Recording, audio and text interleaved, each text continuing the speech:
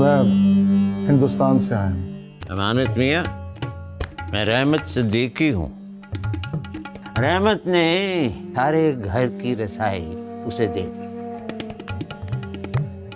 कल से अब्बा के दोस्तों को ढूंढने निकलूंगा। सोना ढूंढना आसान है, लेकिन एक अरसे दराज के खोए हुए गुमे हुए लोगों को ढूंढना मुश्किल।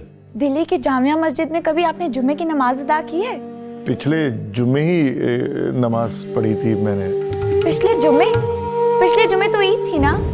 आगरा से हिजरत कर कर जब मैं यहाँ आया तो ये मकान बिल्कुल खाली था। पहले ये मेरा घर था।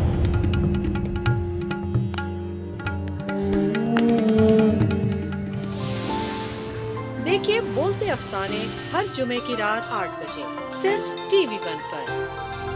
आपसे रिश्ता है प्यार का।